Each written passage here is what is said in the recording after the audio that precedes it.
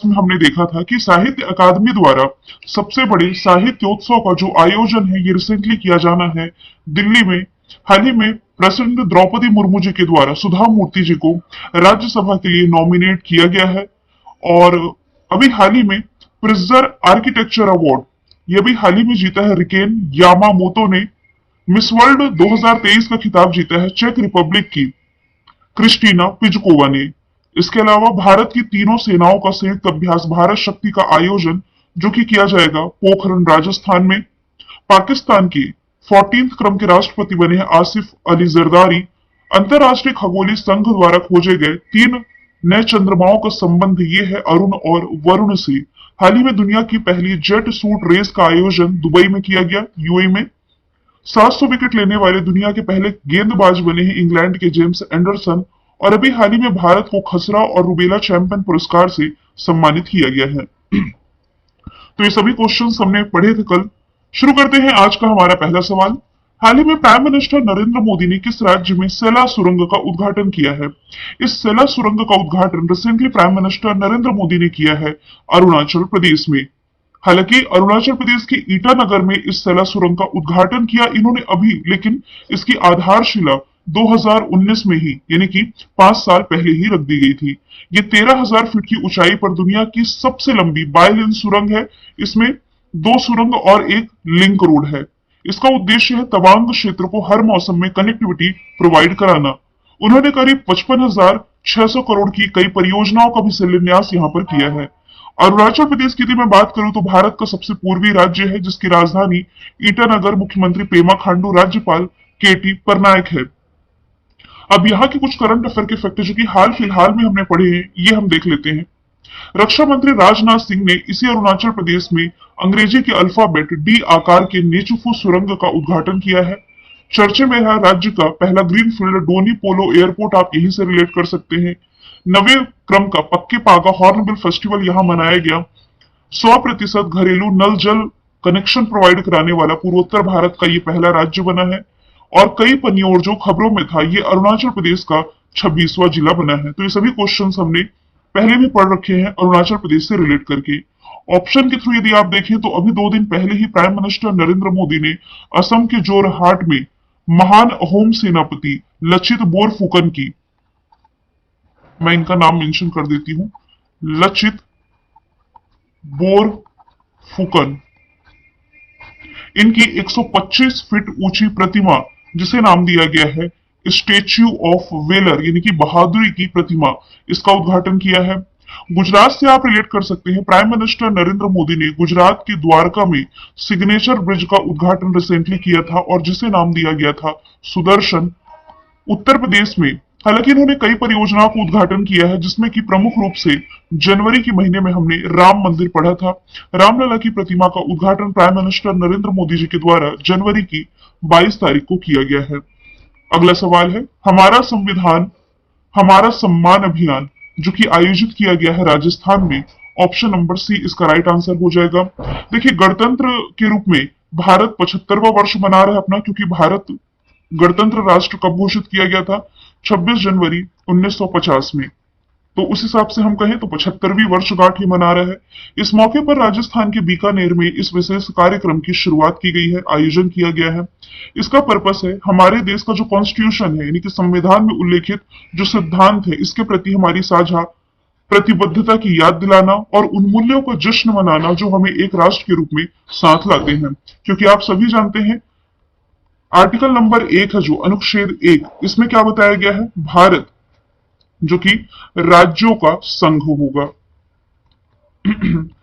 बात की जाए यदि राजस्थान की, राजस्थान जो कि एरिया वाइज भारत का सबसे बड़ा राज्य, राजधानी इसकी जयपुर है जिसे आप पिंक सिटी या भारत के पेरिस के नाम से जानते हैं। इसी जयपुर में पिछले ही साल प्रेसिडेंट द्रौपदी मुर्मू जी के द्वारा संविधान पार्क का उद्घाटन किया गया था। मुख्यमंत्री भजनलाल शर्मा, राज्यपाल कलराज मिश्र है। नेशनल पार्क में रणथंभौर, केवलादेव, मुकुंदरा नेशनल पार्क आप रिलेट कर सकते हैं।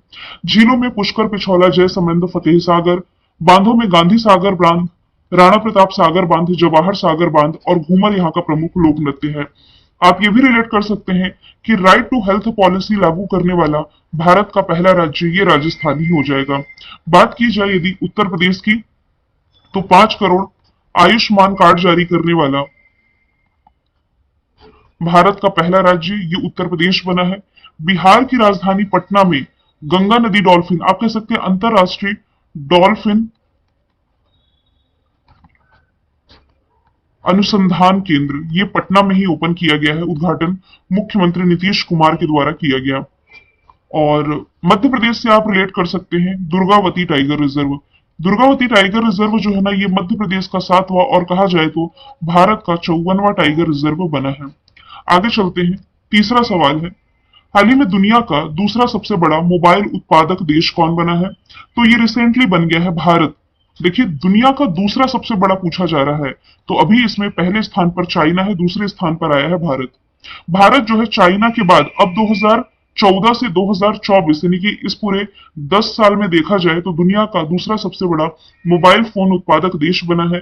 ये क्षेत्र 2014 में 78% आयात पर जो निर्भर था, ये बढ़ करके 97 आत्मनिर्भरता में कन्वर्ट हुआ है। भारत में बिकने वाले कुल मोबाइल फोन का केवल 3% ही है जो कि आयात किया जाता है, बाकी खुद भारत में ये फोन बन रहे हैं। भारत ने इन 10 वर्षों के दौरान 2.45 अरब यूनिट मोबाइल का उत्पादन किया है, जबकि लक्ष्य है इसका 2.5 अरब यूनिट का, जो कि इसके काफी करीब है।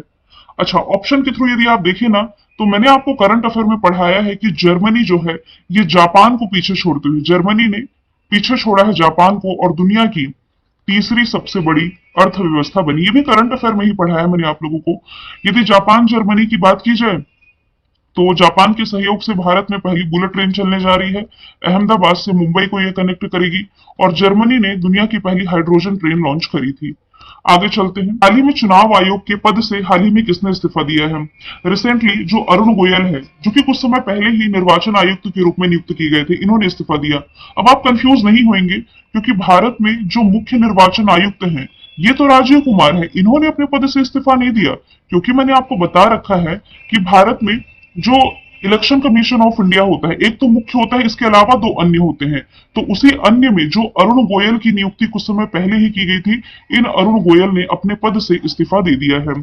और अरुण गोयल जी का जो इस्तीफा है प्रेसिडेंट द्रौपदी मुर्मू जी के द्वारा स्वीकार किया गया। 3 सदस्यों वाला भारतीय निर्वाचन आयोग, 3 सदस्य कौन कौन मैंने बता दिया। तो उसमें एक पद पहले ही खाली था और अब केवल मुख्य निर्वाचन आयुक्त राजीव कुमार ही इस आयोग में बचे हैं। संविधान के अनुच्छेद 324(2) के तहत भारत के राष्ट्रपति हैं जो ये मुख्य निर्वाचन आयुक्त और अन्य आयुक्तों की नियुक्ति करते हैं। आर्टिकल नंबर 324 से लेकर के 329 के बीच में इलेक्शन कमीशन ऑफ इंडिया का उल्लेख है। इलेक्शन कमीशन ऑफ इंडिया जिसकी स्थापना 25 जनवरी 1950 में हुई, इसलिए हम 25 जनवरी को नेशनल वोटर्स डे के रूप में मनाते हैं। हेडक्वार्टर दिल्ली में राजीव कुमार अध्यक्ष। पूछा जाए पहले अध्यक्ष कौन थे, तो ये हो जाएंगे सुकुमार सेन।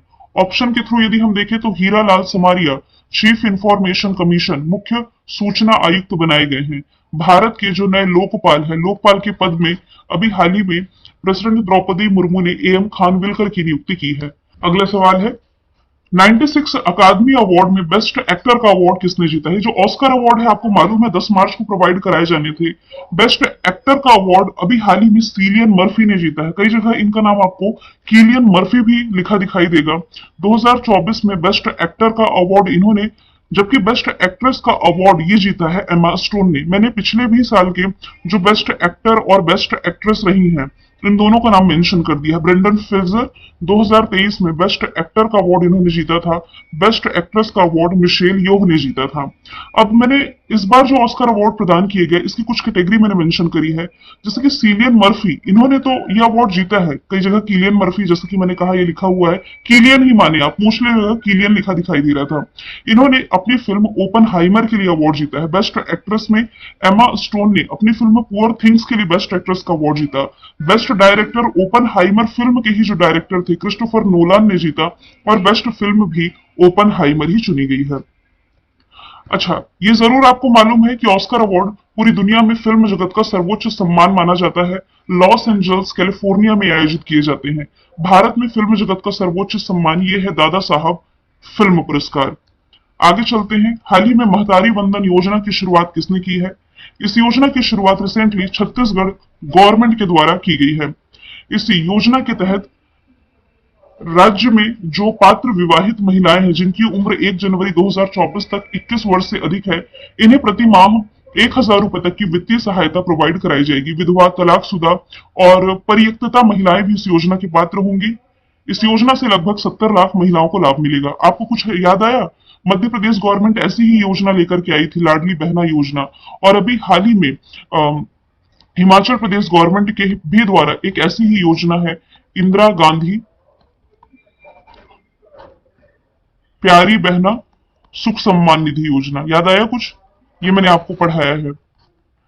इस योजना की शुरुआत की गई। तेलंगाना से आप ये रिलेट कर सकते हैं, हाल ही में तेलंगाना सरकार के द्वारा महालक्ष्मी योजना की शुरुआत की गई है। और पंजाब सरकार ने राज्य को नशा मुक्त बनाने के लिए होप इनिशिएटिव पहल की शुरुआत की है। और ये वाला जो सवाल है, ये एग्जाम में पूछा जा चुका है, इसलिए ये आप याद रखेंगे। यहाँ पर छत्तीसगढ़ का डिस्कशन आया है, तो आप मैप में देख सकते हैं छत्तीसगढ़ की लोकेशन। राजधानी रायपुर, मुख्यमंत्री विष्णुदेव साय, राज्यपाल विश्वभूषण हरिचंदन है। लोकसभा सीटें हैं यहाँ से 11, राज्यसभा सीटों की संख्या 5। नेशनल पार्क में इंदिरा कांगेर, गुरु घासीदास नेशनल पार्क, अचानक मार वाइल्ड लाइफ सेंचुरी भी आप यहीं से रिलेट कर सकते हैं। प्रमुख त्योहारों में कृषि के 2 पर्व हैं, हरेली और छेरछेरा। अगला सवाल है, हाल ही में सीआईएस यानी कि सेंट्रल इंडस्ट्रियल सिक्योरिटी फोर्स से अपना 55वां स्थापना दिवस कब मनाया है? रिसेंटली ये मनाया गया है 10 मार्च को। 10 मार्च 1969 में इसकी स्थापना हुई थी। ये एक अर्धसैनिक बल है और 1969 फॉर्मेशन ईयर है, उस हिसाब से ये 55वां स्थापना दिवस होता है 2024 में। गृह मंत्रालय के अंतर्गत आता है, जिसका हेडक्वार्टर दिल्ली में है और प्रमुख है इसकी नीना सिंह। 1 मार्च को कौन सा दिवस मनाया गया है? शून्य भेदभाव दिवस। मार्च महीने के इंपॉर्टेंट डे में आपको याद रखना है इंटरनेशनल वुमेन्स डे, अंतरराष्ट्रीय महिला दिवस। भारत में राष्ट्रीय महिला दिवस है 13 फरवरी को। और वन्य जीव दिवस ये मार्च महीने की 3 तारीख को मनाया गया है। अगला सवाल है, कौन सा शहर है जो कि जल संकट यानी कि वाटर क्राइसिस का सामना कर रहा है? इसमें से कर्नाटक की राजधानी बैंगलोर, यहां पर वाटर क्राइसिस की स्थिति आ चुकी है। यहां पर पानी का गंभीर संकट पैदा हो गया है, नल सूख गए हैं, जिससे कि निवासियों और कार्यालयों को पीने का पानी तक नहीं मिल पा रहा है। यहाँ पर वर्षा की भी कमी है, जिसके कारण कावेरी नदी पर बना जो बांध है, यहाँ पर वाटर लेवल भी कम हो रहा है। कर्नाटक सरकार ने गैर जरूरी उद्देश्यों के लिए पीने के पानी के इस्तेमाल पर प्रतिबंध लगाने की घोषणा करी है। और यानी कि पीने का पानी जो अननेसेसरी यूज न किया जाए। बैंगलोर जल आपूर्ति बोर्ड ने जो आदेश दिए हैं, इसके अनुसार यदि कोई भी इसका उल्लंघन करता है तो 5,000 रुपए तक का जुर्माना इसमें लगाया जाएगा। बैंगलोर ये कर्नाटक की कैपिटल है, वृषभावती नदी के किनारे बसा हुआ है। भारत की स्पेस एजेंसी इसरो का भी यहाँ पर मुख्यालय है। ट्रैफिक इंडेक्स जो 2023 का रिलीज किया गया है, इसके अनुसार भारत का सबसे भीड़ भाड़ वाला शहर बैंगलोर बना है। पूरी दुनिया में ये 6वें स्थान पर है। टॉप पर है लंदन। बात की जाए यदि दिल्ली की, तो सीसीटीवी से निगरानी रखने के मामले में ये टॉप पर है। मुंबई से आप ये रिलेट कर सकते हैं, लगातार दूसरे वर्ष tree city of the world ये इसे ही चुना गया है। आगे चलते हैं। हाल ही में जल शक्ति अभियान जिसका नाम है कैच द रेन, इसका जो 5वां संस्करण है, इसकी शुरुआत किसने की है? गजेंद्र सिंह शेखावत। इन्होंने अभी हाल ही में जल शक्ति अभियान के 5वें संस्करण की शुरुआत की है। नारी शक्ति से जल शक्ति, ये रही है थीम। इस विषय पर आधारित इस अभियान का पर्पस है वाटर कंजर्वेशन यानी कि जल संरक्षण में महिलाओं की भागीदारी को सुनिश्चित करना है। इससे पेयजल यानी कि पीने का पानी और स्वच्छता विभाग के सहयोग से शुरू किया गया है। पर्पस है जागरूकता बढ़ाना और स्थायी जल प्रथाओं को बढ़ावा देना है। कैच द रेन मतलब आप ये भी कह सकते हैं, बचपन में यदि आप लोगों ने वाटर हार्वेस्टिंग पढ़ी होगी, तो बारिश का जो पानी है उसे इकट्ठा किया जाता, उसे स्टोर किया जाता था, फिर बाद में रीयूज किया जाता था। तो कैच द रेन अभियान की शुरुआत अभी हाल ही में की गई है जल शक्ति मंत्री गजेंद्र सिंह शेखावत के द्वारा। नरेंद्र मोदी जी ने, आप ये रिलेट कर सकते हैं, रायसीना डायलॉग जो दिल्ली में होने जा रहा है, ये इन्हीं की अध्यक्षता में आयोजित किया जाएगा। ग्रीस के प्रधानमंत्री किरियाकोस मित्सोटाकिस मुख्य अतिथि के रूप में शामिल होने जा रहे हैं। राजनाथ सिंह जी, आप ये रिलेट कर सकते हैं कि उत्तराखंड की जो राजधानी है देहरादून, इसी देहरादून में इन्होंने देश के पहले सीडीएस विपिन रावत जी की प्रतिमा का उद्घाटन किया था। प्रेसिडेंट द्रौपदी मुर्मू जी से आप क्या रिलेट कर सकते हैं? ये देश की पहली महिला आदिवासी राष्ट्रपति है। प्रतिभा पाटिल की बाद यदि बात की जाए तो ये दूसरी महिला राष्ट्रपति हो जाएंगी। प्रेसिडेंट द्रौपदी मुर्मू जी के द्वारा दिल्ली में बने भारत मंडपम में दुनिया की सबसे बड़ी नटराज प्रतिमा का उद्घाटन किया गया था। अगला सवाल है, भारतीय तटरक्षक बल द्वारा किस देश के साथ सी डिफेंडर एक्सरसाइज का आयोजन किया गया? तो भारत का जो तटरक्षक बल है और अमेरिका का जो तटरक्षक बल है, इन दोनों के ही बीच में जो एक्सरसाइज है 9 और 10 मार्च को पोर्ट ब्लेयर के तट पर आयोजित की गई है। मतलब आप ये कह सकते हैं समुद्री डकैती, असम में जो खतरे होते हैं, जिसमें कि वाणिज्यिक, व्यापारिक, यातायात, नकली ड्रोन हमले, संयुक्त समुद्री खोज, कोई भी रिसर्च का काम या बचाव का काम, समुद्री प्रदूषण प्रतिक्रिया और नशीले दवाओं के निषेध अभ्यास इसमें शामिल है, जिसमें कि भारत का तटरक्षक बल और अमेरिका का तटरक्षक बल पार्टिसिपेट कर रहा है। हालांकि आप ये भी याद रखें, भारत और अमेरिका के बीच होने वाली कई एक्सरसाइज है, जैसे कि युद्धाभ्यास, कोप इंडिया, वज्र प्रहार, टाइगर ट्रंप, लेकिन पहली बार तर्कस अभ्यास अमेरिका और भारत के बीच में आयोजित की गई है।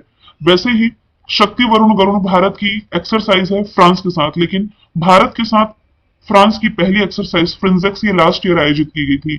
नेपाल के साथ भारत की एक्सरसाइज सूर्य किरण है, जो कि यूपी पुलिस के एग्जाम में पूछा गया है। और रशिया के साथ भारत की जो एक्सरसाइज है, इसमें आप इंदिरा और एविया इंदिरा रिलेट कर सकते हैं। स्ट्रैटिक जीके में यदि हम देखें तो अजंता की गुफाएं, जो कि है औरंगाबाद के पास महाराष्ट्र में, गुप्त शासकों के द्वारा निर्माण कराया गया। राजस्थान के उदयपुर में सहेलियों की बावड़ियों का निर्माण महाराणा फतेह सिंह ने कराया था। नेपोलियन को मैन ऑफ डेस्टिनी कहा जाता है, रविन्द्रनाथ टैगोर को कवि गुरु, तोता ए हिंद अमीर खुसरो को। साइलेंट वैली प्रोजेक्ट आप केरल से रिलेट कर सकते हैं।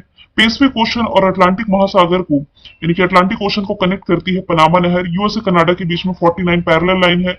विधान परिषद का अध्यक्ष बनने के लिए न्यूनतम एज 30 ईयर होनी चाहिए। मैंने कल आपसे पूछा था खेलो इंडिया यूनिवर्सिटी गेम्स के चौथे संस्करण में कौन टॉप पर था। टॉप पर चंडीगढ़ यूनिवर्सिटी, दूसरे स्थान पर एलपीयू, तीसरे स्थान पर गुरु नानक देव यूनिवर्सिटी।